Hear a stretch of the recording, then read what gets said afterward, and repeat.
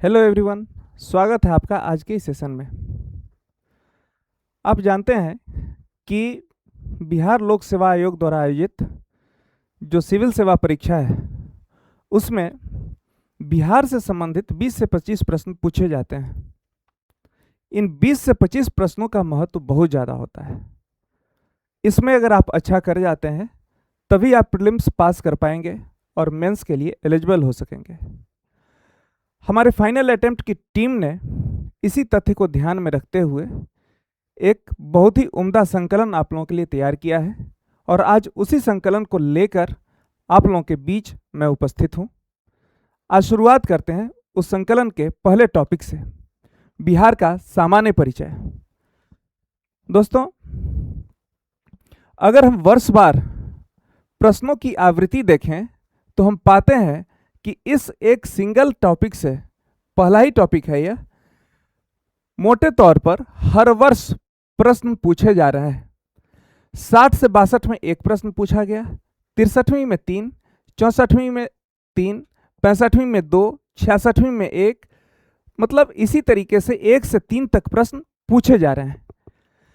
इसके साथ साथ स्पष्ट है कि हम इस टॉपिक को छोड़ने की जहमत नहीं उठा सकते हैं। तो आइए शुरुआत करते हैं बिहार के सामान्य परिचय से। बिहार भारत के पूर्वी भाग में अवस्थित है।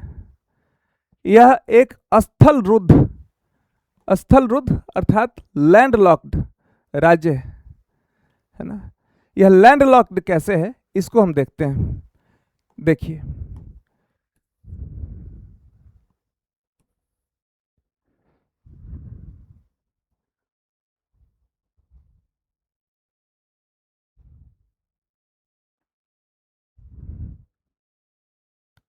यह रहा बिहार का मानचित्र।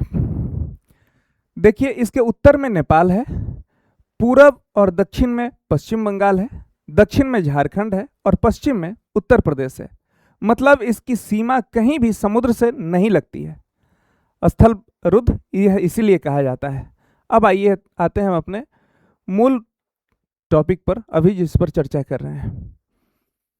देखिए, अब इसका आकार जो है वह आयताकार है और इसका जो नामकरण हुआ है वह कैसे हुआ है, इसकी कहानी को थोड़ा संक्षेप में समझते हैं। दरअसल बौद्ध काल में यहां पर बौद्ध विहारों की अधिकता थी। बौद्ध विहार वो स्थान होते हैं जहां पर बौद्ध भिक्षु रहते हैं, ध्यान करते हैं और अपने उपदेशों का निर्वचन भी करते हैं, उपदेश भी देते हैं। इनका निवास स्थान भी होता है। बुद्ध को ज्ञान भी यहीं प्राप्त हुआ था। तो बौद्ध विहारों की अधिकता यहां पर बहुत अधिक थी। तुर्क आक्रमण जब हुआ तब इसके नाम के संदर्भ में एक परिवर्तन का मोड़ आया। यहां पर बौद्ध विहारों की अधिकता दिखी तो तुर्क आक्रमणकारियों ने इसका नाम विहार से बिहार कर दिया। तबकाते नासिरी एक रचना है, उसमें पहल सूबाए बिहार नामक के रूप में इस क्षेत्र का उल्लेख हुआ और वहीं से आज यह नाम प्रचलन में है ना। अब इसके क्षेत्रफल को यदि हम देखें तो यह भारत के कुल क्षेत्रफल का 2.86% है। जम्मू कश्मीर राज्य के पुनर्गठन के पश्चात यह भारत का 12वां राज्य है, लेकिन यदि सभी राज्यों और केंद्र शासित प्रदेशों को सम्मिलित कर दें तो इसका स्थान क्षेत्रफल के लिहाज से 13वां हो जाता है। देखिए, इस पर आधारित प्रश्न 52वीं बीपीएससी से में पूछा गया है ना। दूसरा, जनसंख्या के संदर्भ में देखें, 2011 की जनगणना के अनुसार यह उत्तर प्रदेश और महाराष्ट्र के पश्चात भारत का तीसरा सबसे बड़ा प्रांत है। तो हमने क्षेत्रफल के संदर्भ में इसकी स्थिति को देखा और जनसंख्या के संदर्भ में बिहार की स्थिति को देखा। आइए अब और दूसरी सूचनाओं की तरफ बढ़ते हैं। देखिए, इसका अक्षांशीय विस्तार देखिए, है ना। अक्षांशीय विस्तार अगर हम देखें तो 24 डिग्री 20 मिनट 10 सेकेंड उत्तरी अक्षांश से 27 डिग्री 31 मिनट 15 सेकेंड उत्तरी अक्षांश के बीच इसका विस्तार है। देशांतरीय विस्तार के संदर्भ में देखें तो 83 डिग्री 19 मिनट 50 सेकेंड से 88 डिग्री 17 मिनट 40 सेकेंड पूर्वी देशांतर के मध्य इसका विस्तार है। इसके साथ साथ समुद्र तल से इसकी ऊंचाई 53 मीटर है। इसकी लंबाई अगर हम देखें उत्तर से दक्षिण तो 345 किलोमीटर है और चौड़ाई अगर पूरब से पश्चिम देखें तो यह 483 किलोमीटर है। क्षेत्रफल की बात करें तो इसका क्षेत्रफल 94,163 वर्ग किलोमीटर है। देखिए, इस प्रकार के तथ्य कई बार हो सकता है लगे कि इसको रटने की आवश्यकता नहीं है, याद करने की आवश्यकता नहीं है, एग्जामिनेशन के लिहाज से इसका रिलीवेंस खास नहीं है। लेकिन बता दूं आपको, इस पर आधारित प्रश्न पूछे गए हैं 2 बार। 2005 में सीडीपीओ की प्रारंभिक परीक्षा में इससे संबंधित प्रश्न पूछा गया है, इसके देशांतरीय विस्तार के संदर्भ में। इसके साथ साथ 68वीं बीपीएससी में इसके क्षेत्रफल पर आधारित प्रश्न पूछे गए हैं, है ना। यह इस तरह के जो प्रश्न होते हैं ना, वो लो हैंगिंग फ्रूट होते हैं। इनको थोड़े से प्रयास के साथ आप बहुत अच्छा कर सकते हैं, इसमें पूरी एक्यूरेसी ला सकते हैं। आइए अब आगे बढ़ते हैं।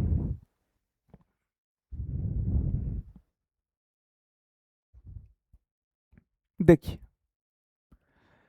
बिहार आज जिस रूप में है, प्रशासनिक रूप में, इसका क्षेत्रफल जो है उसके पीछे भी एक कहानी है।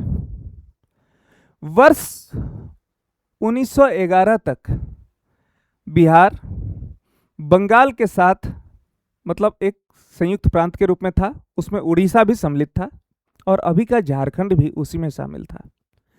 लेकिन इतने बड़े क्षेत्र का प्रशासन चलाना ब्रिटिश सरकार के लिए थोड़ा मुश्किल था और बिहार में भी कुछ लोग बिहारी अस्मिता के लिए लड़ाई लड़ रहे थे। वो अपने लिए एक पृथक प्रांत की मांग, अलग प्रांत की मांग कर रहे थे। उसमें सच्चिदानंद सिन्हा, अली इमाम और महेश नारायण जैसे लोग महत्वपूर्ण थे। बिहार टाइम्स नाम का एक पत्र था, उसने इस दिशा में बहुत महत्वपूर्ण भूमिका निभाई। और इन्हीं सब प्रयासों को ध्यान में रखते हुए, इन्हीं स्थितियों को ध्यान में रखते हुए, जब ब्रिटिश सम्राट जॉर्ज पंचम ने दिल्ली दरबार, मतलब जब दिल्ली आए, उनका दरबार आयोजित हुआ, तो उसमें उन्होंने बंगाल प्रेसिडेंसी से अलग बिहार और उड़ीसा के गठन की घोषणा की, है ना। वह था वर्ष 12 दिसंबर 1911, तिथि थी 12 दिसंबर, वर्ष था 1911, है ना। फिर उसके बाद 22 मार्च 1912 को इसके गठन के लिए, बिहार और उड़ीसा प्रांत के गठन के लिए अधिसूचना जारी हुई, है ना। तिथि चूंकि 22 मार्च की थी, तो उसी दिन से हम बिहार दिवस को मनाना शुरू करते हैं। 22 मार्च को ही हम बिहार दिवस के रूप में मनाते हैं। आगे आकर 1 अप्रैल 1912 को आधिकारिक रूप से लॉर्ड हार्डिंग द्वितीय ने इसकी अंतिम और औपचारिक घोषणा की और एक संयुक्त प्रांत के रूप में बिहार और उड़ीसा अस्तित्व में आए, एक पृथक प्रांत के रूप में अस्तित्व में आए, है ना।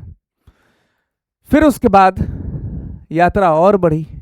28 मार्च 1936 को भारत शासन अधिनियम 1935 के तहत बिहार के लिए पृथक विधान परिषद आदेश पारित हुआ और 1 अप्रैल 1936 को बिहार और उड़ीसा 2 पृथक प्रांत बन गए, 2 अलग अलग प्रांत बन गए।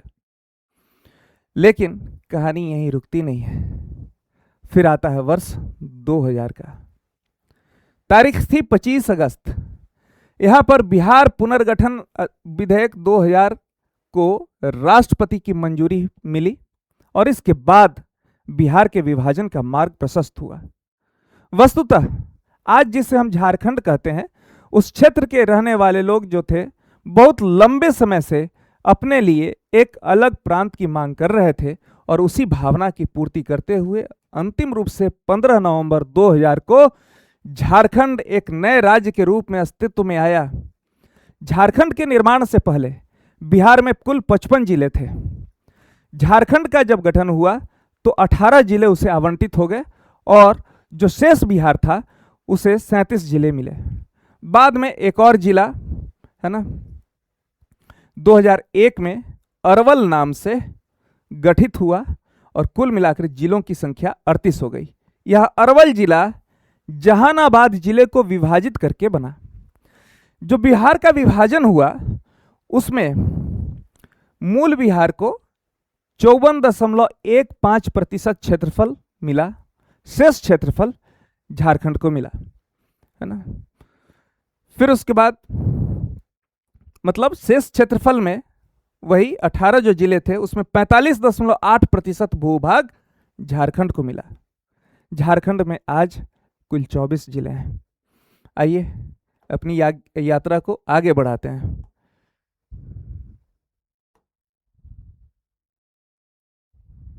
देखिए अब हम देखते हैं कि अब देखिए इसमें इससे संबंधित प्रश्न भी पूछे गए हैं बीपीएससी में, इसलिए हल्के में नहीं लेना है।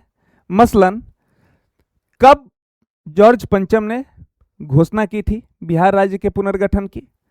इसके अतिरिक्त यह 17वीं में पूछा गया था। इसके अतिरिक्त आधिकारिक अधिसूचना कब जारी हुई? इस संदर्भ में भी 65वीं, 66वीं, 69वीं और 70वीं में प्रश्न पूछा गया, है ना।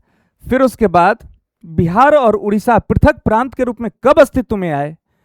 यह भी 67वीं में प्रश्न पूछा गया, है ना। इसके साथ साथ झारखंड और बिहार के विभाजन से संबंधित प्रश्न 46वीं, 67वीं वगैरह में पूछे गए, है ना। भूभाग के आवंटन, बिहार और झारखंड के भूभाग के आवंटन से संबंधित जो प्रश्न था वह 44वीं बीपीएससी में पूछा गया, है ना।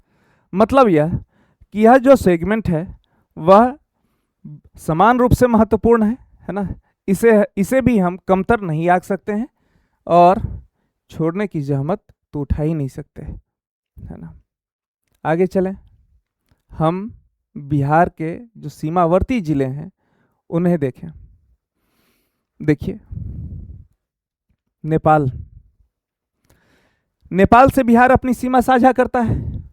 कुल 7 जिले हैं, है ना, जो नेपाल के साथ अपनी सीमा साझा करते हैं। इन 7 जिलों में पश्चिमी चंपारण, पूर्वी चंपारण, सीतामढ़ी, मधुबनी, सुपौल, अररिया और किशनगंज है।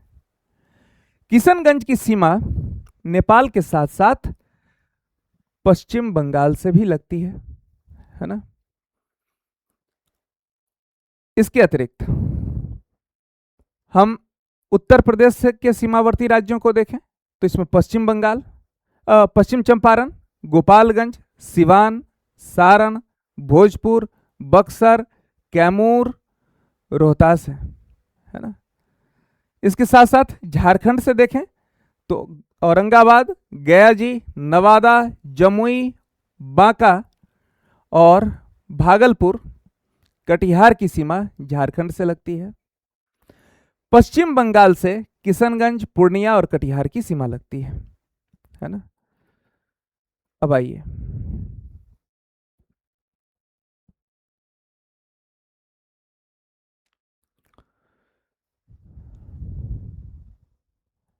नेपाल से कुल 7 जिलों की सीमा लगती है, झारखंड से 8 जिलों की, पश्चिम बंगाल से 3 और उत्तर प्रदेश से 8। कुछ और महत्वपूर्ण तथ्यों को देखते हैं, यहां से भी प्रश्न बनते हैं। जैसे बिहार का राजकीय प्रतीक, बिहार का राजकीय चिन्ह 2 बोधि वृक्ष है। बोधि वृक्ष 2 स्वास्तिक के बीच और आधार में उर्दू में बिहार लिखा हुआ है। यह बिहार की सामासिक संस्कृति, कंपोजिट कल्चर को द्योतित करता हुआ चिन्ह है। राजकीय पशु बैल या गौर है। 2013 से पूर्व रीछ था और इस पर आधारित प्रश्न 71वीं में पूछा जा चुका है ना। फिर राजकीय पक्षी गोरैया है। 2013 से पूर्व फाख्ता था, है ना। राजकीय वृक्ष पीपल है और राजकीय पुष्प गेंदा है। राजकीय मछली मांगूर है ना। फिर कुछ और चीजों को देखें। देखिए राजकीय गीत को देखें, यह सांस्कृतिक पक्ष है एक तरह से कह लीजिए। बिहार का राजकीय गीत वर्ष 2012 में एडॉप्ट किया गया था। गीत के बोल हैं, मेरे भारत के कंठाहार तुझको सतत सत वंदन बिहार। इसके रचयिता थे सत्यनारायण। इसे संगीत देने का कार्य किया था हरिप्रसाद चौरसिया और शिव कुमार शर्मा ने। स्वर दिया था उदित नारायण और साधना सरगम ने। फिर उसके बाद राजकीय प्रार्थना हम देखें। राजकीय प्रार्थना का बोल है, मेरी रफ्तार पे सूरज की किरण नाज करे। इसके गीतकार थे M.R. चिश्ती। M.R. चिश्ती एक शिक्षक हैं, उर्दू के शिक्षक हैं, मुजफ्फरपुर के मड़वन के रहने वाले हैं और A.K. अरुण के नेतृत्व में A.K. अरुण नहीं, अरुण कमल के नेतृत्व में एक 3 सदस्यीय समिति का गठन किया गया था। उस 3 सदस्यीय समिति ने लगभग 1500 प्रविष्टियों में से एक जो M.R. चिश्ती की प्रविष्टि थी उसको राजकीय प्रार्थना के रूप में चुना। इसे स्वर दिया है उदित नारायण ने और संगीत दिया है हरिप्रसाद चौरसिया और शिव कुमार शर्मा की ही जोड़ी ने। बिहार की राजकीय भाषा हिंदी है, पहले पहल वही थी। वर्ष 1981 में द्वितीय राजभाषा के रूप में उर्दू को अपनाया गया। अब आइए देखते हैं बिहार के कुछ प्रमुख लोकगीतों को। बिहार के कुछ लोकगीत हैं जैसे सोहर। सोहर यह बच्चों के जन्म पर गाए जाने वाला गीत है, महिलाएं गाती हैं, विशेषकर जब बच्चा लड़का हो, है ना, तो उसके जन्म पर यह गाए जाने का रिवाज रहा है परंपरागत रूप से, लेकिन अब यह रिवाज टूट रहा है। दूसरा एक जो लोकगीत है, लोक नाटक का भी हिस्सा है, वह है विदेशिया। विदेशिया बिहार के शेक्सपियर कहे जाने वाले भिखारी ठाकुर द्वारा रचित है। यह विरह विदर्मिता नायिकाओं के लिए लिखा गया गीत है ना। उनकी उनकी पीड़ा को आवाज देने वाला यह गीत है ना। इसमें वियोग और विरह का भाव प्रधान होता है। कजरी यह मॉनसून के अवसर पर गाया जाने वाला गीत होता है। इसके अलावा छठ एक लोक पर्व है बिहार का। अब तो पूरे भारत में यह मनाया जा रहा है, जहाँ जहाँ बिहार के लोग गए हैं वहाँ वहाँ मनाया जा रहा है। छठ के भी लोक जो गीत होते हैं वह भी बिहार की संस्कृति का अभिन्न हिस्सा है। इसके साथ साथ झिझिया यह भी लोकगीत है ना। सामा चकेवा यह भी बिहार का अभिन्न लोकगीत है ना। अब देखें हम बिहार का विधायी ढांचा। बिहार में द्विसदनीय जो है विधानमंडल है। द्विसदनीय विधानमंडल है। इसमें विधानसभा में सीटों की संख्या 243 है ना। विधानसभा में कुल आरक्षित सीटें लगभग नहीं, विधानसभा में कुल आरक्षित सीटें 40 हैं और विधानसभा में अनुसूचित जाति हेतु आरक्षित सीटें 38 हैं। इससे संबंधित प्रश्न 67वीं बीपीएससी में पूछा जा चुका है ना। विधानसभा में अनुसूचित जनजाति के लिए भी, मतलब एसटी के लिए भी 2 सीटों का आरक्षण किया गया है। ये 2 सीट हैं कटोरिया और मनिहारी। विधान परिषद में सीटों की संख्या 75 है। लोकसभा में बिहार अपने 40 प्रतिनिधियों या मेंबर ऑफ पार्लियामेंट को भेजता है ना। बिहार में लोकसभा में, मतलब लोकसभा के जो आरक्षित सीट हैं अनुसूचित जाति हेतु वह 6 हैं, है ना। इसमें गोपालगंज, हाजीपुर, समस्तीपुर, जमुई, गया और सासाराम है। राज्यसभा में सीटों जो बिहार को आवंटित सीट हैं वह 16 है ना। तो यह बिहार का विधायी ढांचा हो गया। अब हम लोग बिहार का जो प्रशासनिक परिदृश्य है उसे देखते हैं। देखिए, बिहार में जिलों की संख्या 38 है।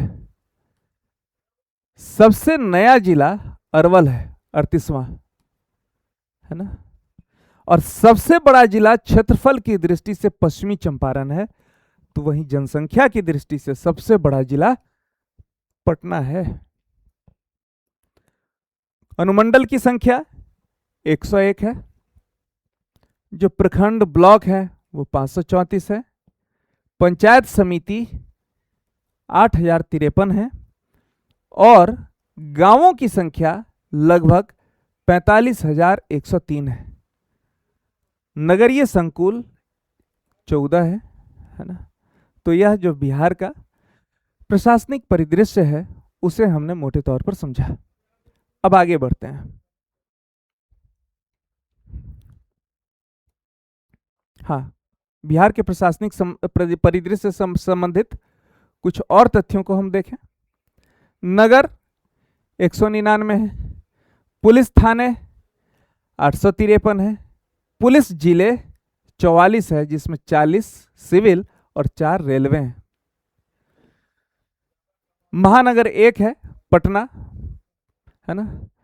कुल नगर निगम बिहार में 19 हैं, जिसमें पटना, गया जी, आरा, मुजफ्फरपुर, पूर्णिया, मुंगेर, कटिहार, बिहार शरीफ, भागलपुर, बेगूसराय, दरभंगा, छपरा, मोतिहारी, बेतिया, मधुबनी, सीतामढ़ी, समस्तीपुर, सासाराम और सहरसा है।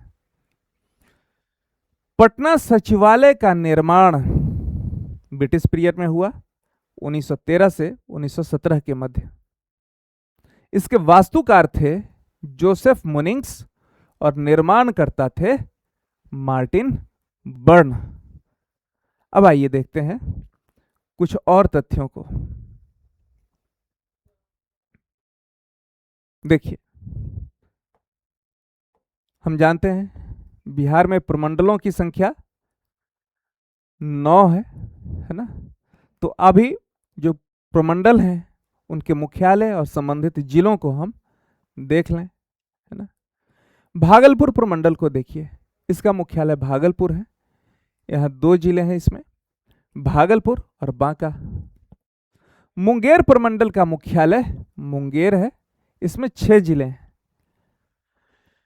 मुंगेर, जमुई, लखीसराय, शेखपुरा, बेगूसराय और खगड़िया। मगध प्रमंडल का मुख्यालय गया जी है, इसमें 5 जिले हैं, गया जी, औरंगाबाद, नवादा, जहानाबाद और अरवल। पटना प्रमंडल में 6 जिले हैं, पटना, नालंदा, भोजपुर, बक्सर, कैमूर और रोहतास इसके अंतर्गत आते हैं। पूर्णिया प्रमंडल में 4 जिले हैं, अररिया, किशनगंज, पूर्णिया और कटिहार इसके अंतर्गत आते हैं। कोसी प्रमंडल में इसका मुख्यालय सहरसा है ना।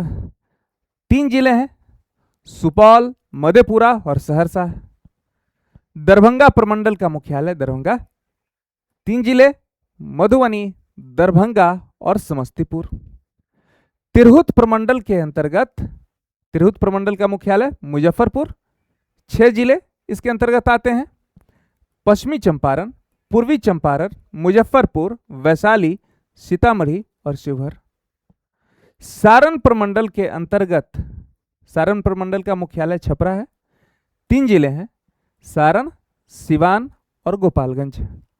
तो यह हो गई प्रमंडल, उसके मुख्यालय और संबंधित जिलों से संबंधित सूचना। अब आइए इसी तथ्य को मानचित्र के माध्यम से समझने की कोशिश कीजिए। ऐसे तो रटना पड़ेगा, लेकिन मानचित्र अगर आप सामने रखकर देखते हैं तो बहुत आसानी से 5-7 बार आप इसको अच्छे से पढ़ लेते हैं तो आराम से जो है इसमें मतलब ये याद कर लेंगे आप, है ना। स्पष्ट है। यह जो सेगमेंट है, मैं बात पहले भी बोल चुका था, अभी भी बोल रहा हूं, आपके लिए एक लो हैंगिंग फ्रूट है। थोड़ा सा एफर्ट, है ना, और इससे मैक्सिमम आउटपुट की प्राप्ति हो सकती है ना। 100% प्रश्न सही हो सकते हैं यहां से, समझ गए। तो आगे हम एक नए टॉपिक के साथ हैं, उस पर चर्चा करें। तब तक के लिए आप लोगों से विदा चाहता हूं और एक सुझाव देता हूं, अपने इस अटेम्प्ट को फाइनल अटेम्प्ट के रूप में तब्दील कीजिए और इसके लिए फाइनल अटेम्प्ट से जुड़े रहिए। Let's make your attempt final with final attempt. Thank you very much.